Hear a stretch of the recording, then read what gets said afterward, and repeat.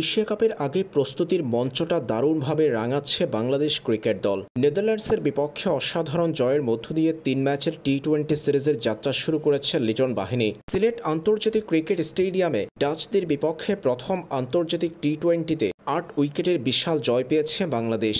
শুধু তাই নয়, হাতে ৩৯ বল বাকি রেখেই লিটনরা পৌঁছে গেছে জয়ের বন্দরে। ম্যাচে ব্যাটিং, বোলিং, ফিল্ডিং ৩ বিভাগেই নেদারল্যান্ডসের বিপক্ষে উড়ন্ত ছন্দে ছিল টাইগাররা। এই যেমন জাকের আলীর ৩ ক্যাচ, তৌহিদ হৃদয়, সাইফ হাসানরাও ধরেছেন চমৎকার ক্যাচ। বল হাতে দুর্দান্ত ছিল মুস্তাফিজুর রহমান, তাসকিন আহমেদ। ব্যাটিংয়ে লিটন দাস, সাইফ হাসানদের ঝোড়ো ব্যাটিং বাংলাদেশকে এনে দিয়েছে কাঙ্ক্ষিত সফলতা। শুরুতে ব্যাটিংয়ে যাওয়া নেদারল্যান্ডস এদিন ২০ ওভারে ৮ উইকেট হারিয়ে ১৩৬ রান করতে সক্ষম হয়েছিল।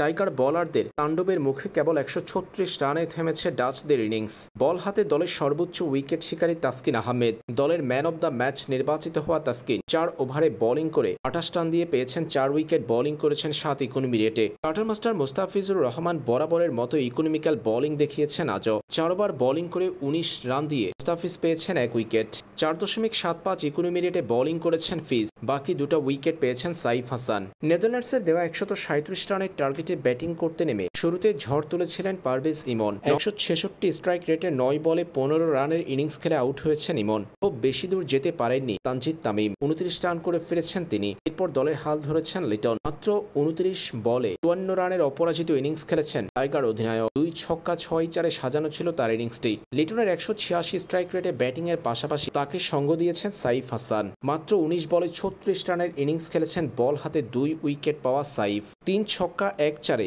১৮৯ স্ট্রাইক রেটে সাজানো ছিল সাইফ হাসানের ১৯ বলে ৩৬ রানের ঝোড়ো অপরাজিত ইনিংসটি। তাতেই জয় নিশ্চিত হয়েছে বাংলাদেশের।